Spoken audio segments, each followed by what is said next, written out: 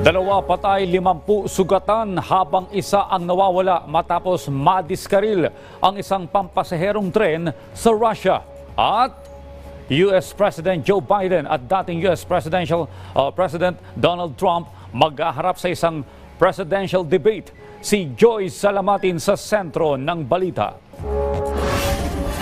Dalawang patay habang 50 ang sugatan matapos madiskaril ang isang 14-car train sa Korni, Russia. Ayon sa mga otoridad, 14 na bago ng tren ang nawala sa linya ng riles sa kasagsagan ng malakas na pag-ulan.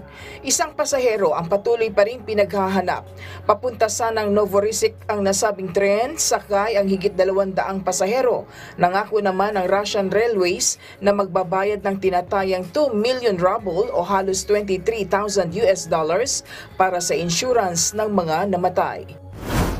Maghaharap sa isang presidential debate si US President Joe Biden at dating US President Donald Trump ngayong gabi sa Atlanta na siyang unang debate habang papalapit na ang US presidential election sa Nobyembre. Inaasahang magiging paksa sa debate ang usapin ng ekonomiya, immigration policies at mga kamakailang legal issues na kinakaharap ng parehong kandidato. Patungo na ng San Diego, California, ang dalawang higanteng panda mula sa China bilang bahagi ng conservation efforts para pangalagaan ang mga panda. Bago lumipad patungong Amerika ang mga panda na sina Shinbao at Yunchuan ay binigyan ito ng isang farewell ceremony na kung saan pinamalas ng dalawang bansa ang pagtanghal ng kultura at palitan ng regalo.